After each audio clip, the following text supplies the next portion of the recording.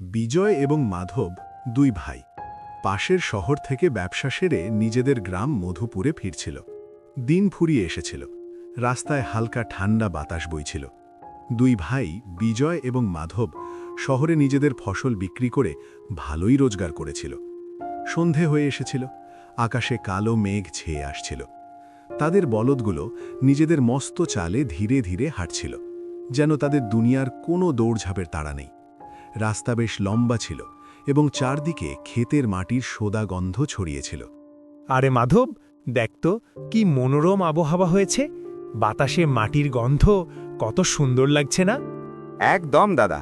আর আজ তো ফসলও ভালো দামে বিক্রি হয়েছে। ভগবানের লাখ লাখ শুক্রিয়া, মেহনত সার্থক হয়েছে। কিন্তু দেখ মাধব, মেঘ ঘনিয়ে আসছে, মনে হচ্ছে বৃষ্টি হবে। হ্যাঁ দাদা, সত্যি বলছো। শহরের কোলাহল তো মাথা ধরিয়ে দেয়, কিন্তু গ্রামের এই শান্তি মনকে আরাম দেয়। এবার বাড়ি গিয়ে মাকে এই সুখবর শোনাবো, মা খুব খুশি হবেন। হঠাৎ জোরে বাতাস বইতে শুরু করল, গাছের পাতা ঝরঝর করতে লাগল আর ধুলো উঠতে শুরু করল। বলদগুলোও অস্থির হয়ে উঠল এবং থেমে থেমে চলতে লাগল। চল, গতি একটু বাড়িয়ে নি, না হলে মাঝপথেই ভিজে যাব। আরে ভিজে গেলেই বা কি, ছোটবেলার কথা মনে পড়ে যাবে, যখন আমরা খেতে বৃষ্টির মধ্যে নাচতাম। হ্যাঁ ভাই, সেই দিনগুলোও কি দিন ছিল। এখন তো শুধু দায়িত্ব আর। ঠিক বলেছ, কিন্তু সময় যতই বদলে যাক, গ্রামের মাটি আর এর গন্ধ সবসময় আপন মনে হয়। ধীরে ধীরে বৃষ্টি শুরু হল এবং কিছুক্ষণের মধ্যেই মুষলধারে বৃষ্টি হতে লাগল। দুই ভাই নিজেদের মাথায় কাপড় দিয়ে চুপচাপ এদিক ওদিক দেখতে লাগল, যদি কোথাও আশ্রয় পাওয়া যায়। মনে হচ্ছে ওপরওয়ালা আজ খুব ঝরবে বলে ঠিক করেছে। বলদগুলো অস্থির হয়ে আছে, ধীরে চালাতে হবে। ওই সামনে কিছুটা আলো দেখা যাচ্ছে, হয়তো কোনো বাড়ি বা চৌপাল হবে। যদি ওই পর্যন্ত পৌঁছাতে পারি তবে দাঁড়াতে পারবো। হ্যাঁ, আমিও দেখতে পাচ্ছি, চল ওদিকেই এগোই, কিন্তু একটু সাবধানে। দাদা, বলদগুলো বারবার থেমে যাচ্ছে। ওরা কি কিছু অনুভব করছে? জানোয়াররা তো আগেই টের পেয়ে যায়, তাই না? আরে মাধব, তুইও না, হয়তো বিজলির আওয়াজে ভয় পেয়ে গেছে। এখন তো ফেরারও রাস্তা দেখা যাচ্ছে না। চল, আলো পর্যন্ত পৌঁছাই, হয়তো সাহায্য পাওয়া যাবে। জানি না দাদা, এই রাস্তাটা খুব একটা চেনা মনে হচ্ছে না। ভরসা রাখ ভাই, না হলে এই এলাকা ভয় দেখাতে শুরু করেছে। আলোর দিকে ঘুরতেই গরুর গাড়ির ওড়া ধুলো এখন জলে পরিণত হচ্ছিল। আবহাওয়ার এই নীরব হুলস্থুলের মধ্যেও মনের ভেতর এক অজানা শান্তির হালকা অনুভূতি জেগে উঠছিল। তারা গরুর গাড়ি আলোর দিকে ঘোরাতে থাকল। বৃষ্টি এত বেশি হচ্ছিল যে কাঁচা রাস্তা কাদায় ভরে গিয়েছিল এবং বলদের পা মাটিতে দেবে যাচ্ছিল, যার কারণে বলদগুলো খুব কষ্টে হাঁটছিল। অনেক কসরতের পর তারা ধীরে ধীরে একটি ছোট গ্রামে পৌঁছাল। গ্রামটি ছোট ছিল, কিন্তু পরিষ্কার পরিচ্ছন্ন দেখাচ্ছিল। কিছু ঘর থেকে হালকা আলো আর ধোঁয়া বেরোচ্ছিল।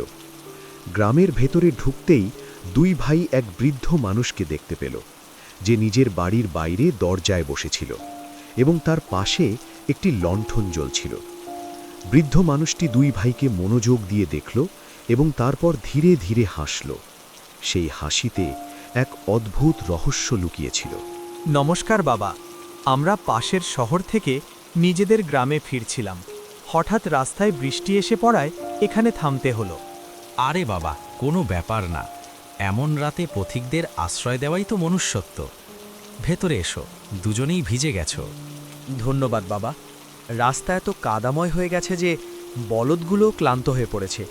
ভাবলাম এবার হয়তো কোথাও থামার জায়গা মিলবে না। হ্যাঁ হ্যাঁ, এই এলাকার আবহাওয়া বড়ই বিচিত্র। কখনো চুপ থাকে, আবার কখনো হঠাৎ ঝরঝর করে ঝরে পড়ে। কিছুক্ষণ সে ওভাবেই তাকিয়ে রইল, তারপর হঠাৎ উঠল এবং নিজের ঘরের দিকে ঘুরল। সে ইশারায় দুই ভাইকে তার ঘরে থামতে বলল। ঘরটি বেশ পুরনো ছিল, কিন্তু পরিষ্কার এবং গোছানো। দেওয়ালগুলো মাটির এবং ছাদ ছিল টালির, যার উপর বৃষ্টির ফোঁটাগুলো একনাগাড়ে পড়ে এক বিচিত্র সঙ্গীত সৃষ্টি করছিল। ভেতরে একটি লণ্ঠন জ্বলছিল, যার মৃদু আলো পুরো ঘরে এক রহস্যময় পরিবেশ তৈরি করছিল। বাতাসে পুরনো সময়ের মতো আর্দ্রতা আর মাটির গন্ধ ভাসছিল, যেন এই ঘর এখনও তার অতীতের স্মৃতিতে নিঃশ্বাস নিচ্ছে। এসো, আগুনের পাশে বসো, শরীর শুকিয়ে নাও। আপনার গ্রামটি বড়ই শান্ত বাবা। বাইরে থেকে দেখে মনে হলো যেন এখানে কেউ থাকেই না। থাকি বাবা, আমি আর কিছু পুরনো মানুষ। বাকিরা তো সব নিজের নিজের ভাগ্যের সাথে চলে গেছে। চলে গেছে মানে? গ্রাম ছেড়ে দিয়েছে তারা? কেউ কেউ গ্রাম ছেড়েছে আর কাউকে গ্রাম ছেড়ে দিয়েছে। কিন্তু তোমাদের ক্লান্ত লাগছে, আগে গরম জল খেয়ে নাও। কিন্তু আপনি বললেন যে গ্রাম ছেড়ে দিয়েছে, আপনার কথার মানে কি? কিছু কথা সময় এলেই বোঝা যায়। আপাতত তোমরা বিশ্রাম নাও, রাত এখনো অনেক বাকি। বাবা, এই গ্রামের মাটিতে অনেক গল্প চাপা পড়ে আছে। যে এখানে থাকে সে ওই গল্পগুলোর অংশ হয়ে যায়, চাইলেও আর না চাইলেও। লোকে বলে এই গ্রাম বহু বছর আগে ধ্বংস হয়ে গিয়েছিল, কিন্তু কিছু আত্মা এখনো এখানে ঘুরে বেড়ায়। আমি তো শুধু তাদের পাহারাদার, যাতে কোনো অচেনা মানুষ এখানে এসে ফেঁসে না যায়। বাবা, আপনি এসব কি কথা বলছেন? আত্মা, পাহারাদার, এসব তো শোনা কথা মনে হচ্ছে। দাদা, আমার তো ভয় লাগছে। বাইরে বৃষ্টির মাঝে ওই অদ্ভুত সরসর আওয়াজ শোনা যাচ্ছে, যেন কেউ বাড়ির চারদিকে ঘুরছে। ঘরের ভেতরের পরিবেশও কিছুটা অন্যরকম ছিল। সেখানে রাখা আসবাবপত্র খুব পুরনো ছিল, যেন কয়েক দশক ধরে একই জায়গায় পড়ে আছে। দেওয়ালে টাঙানো ছবিগুলো ফ্যাকাশে হয়ে গিয়েছিল, যাতে গত হয়ে যাওয়া জামানার ঝলক এখনও বর্তমান ছিল। এরই মধ্যে ভেতর থেকে বৃদ্ধের স্ত্রী বাইরে এলেন। তিনিও বয়স্ক ছিলেন, কিন্তু তার মুখে এক অদ্ভুত শান্তি ছিল। তিনি পুরনো আমলের কাপড় পরেছিলেন এবং তার ধীর পদক্ষেপে এক না বলা আভিজাত্য ছিল, যেন তিনি এমন কোনো যুগ থেকে এসেছেন যা এখন শুধুই স্মৃতিতে রয়ে গেছে। দেখো বাবা, এ আমার ধর্মপত্নী সুলোচনা।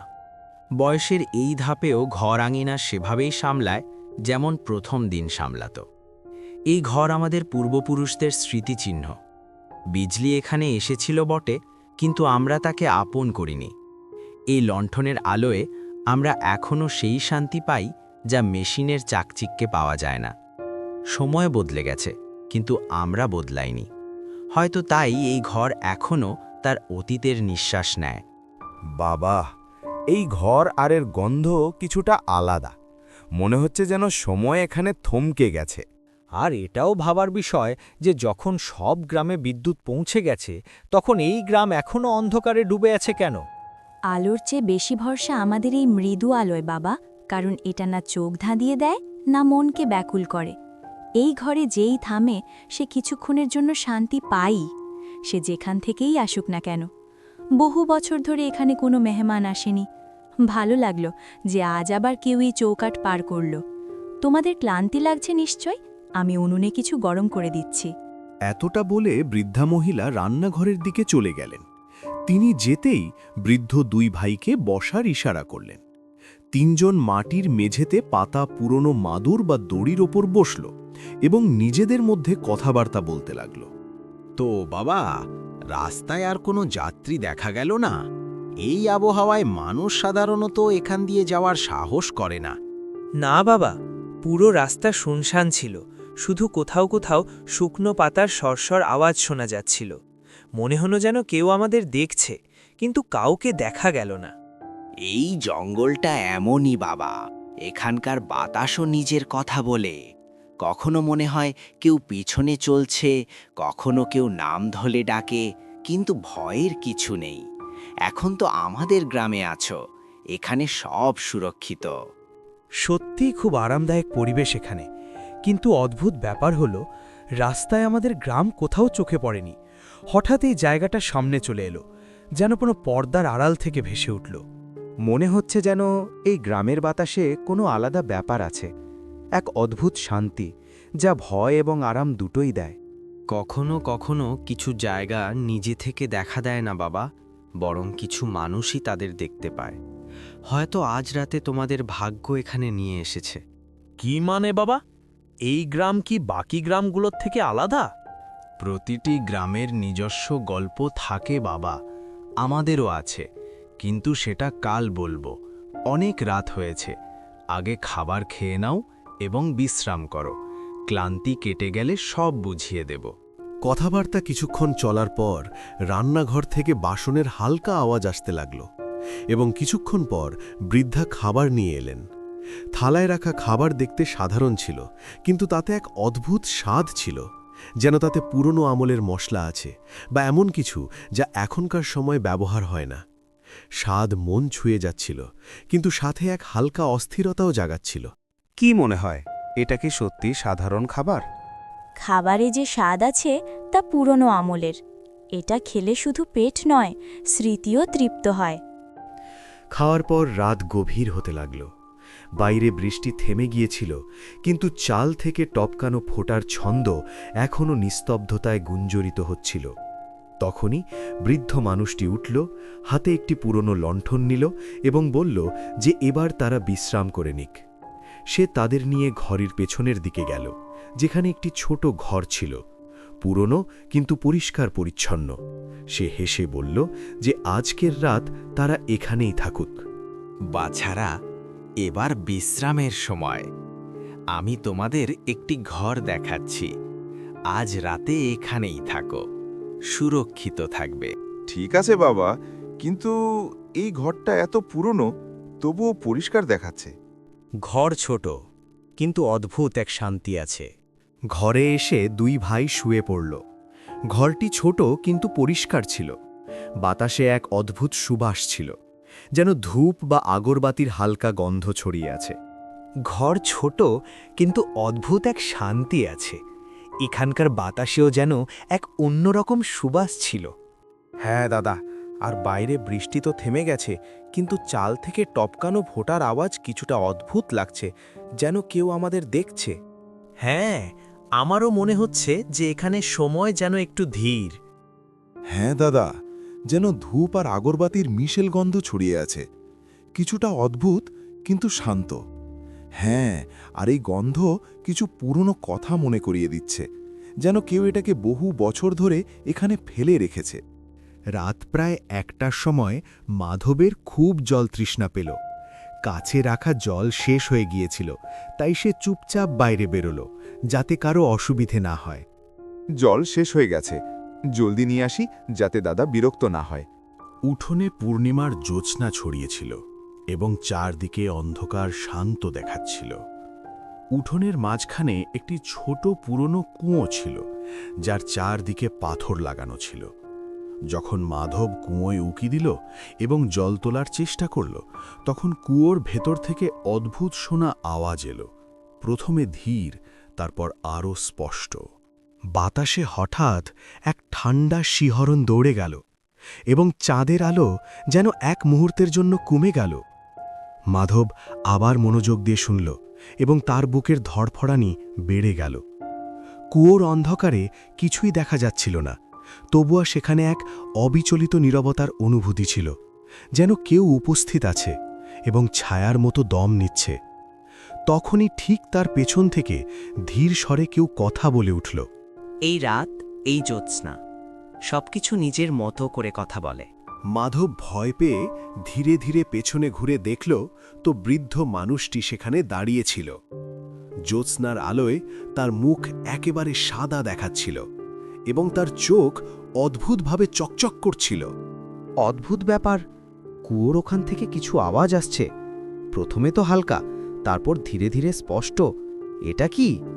এখানে যা দেখা যায় তা সব সময় সত্য নয়, কিন্তু তুমি ভয় পেও না, শুধু মন দিয়ে দেখো আর শোনো। মাধবের লোম খাড়া হয়ে গেল।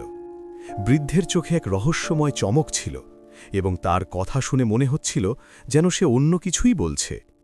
মাধব সঙ্গে সঙ্গে ঘরে ফিরে এলো এবং বড় ভাই বিজয়কে জাগাতে লাগল। দাদা, কিছু কিছু অদ্ভুত লাগছে। কুয়োর ওখান থেকে আওয়াজ আসছে, বাতাস খুব ঠান্ডা হয়ে গেছে। আমি জলদি জল নিয়ে ফিরছি।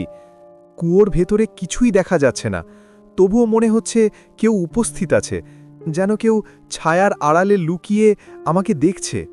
সে বিস্তারিত জানালো যে কুয়ো থেকে আসা আওয়াজ, বৃদ্ধের অদ্ভুত আচরণ এবং তার ভুতুড়ে কথাবার্তা সবকিছুই অত্যন্ত অস্বাভাবিক এবং ভয় ধরানো ছিল। এই শুনে বিজয়ের মনও কেঁপে উঠল।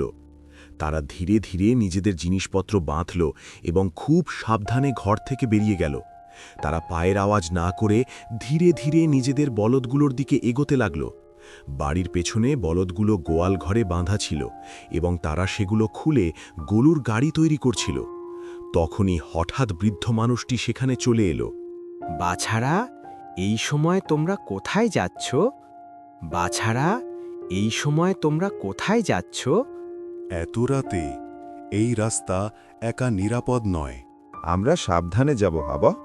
আর দেখতে দেখতে গ্রামের সব লোকও সেখানে পৌঁছে গেল।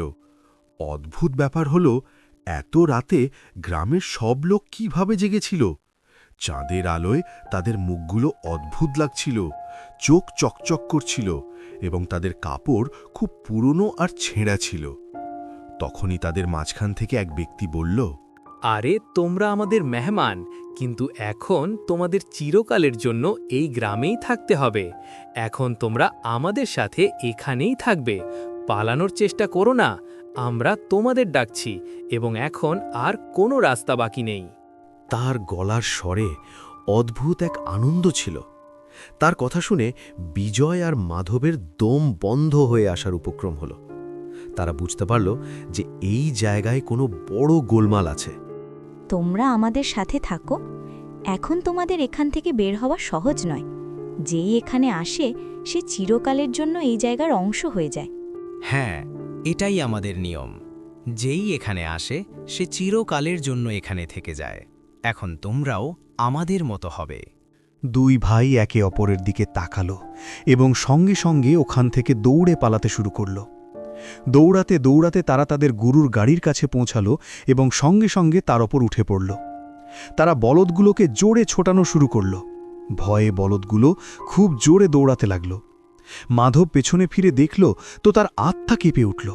ওই লোকগুলো তাদের পিছু করছিল, কিন্তু মাটিতে নয়, তারা বাতাসে ভাসছিল।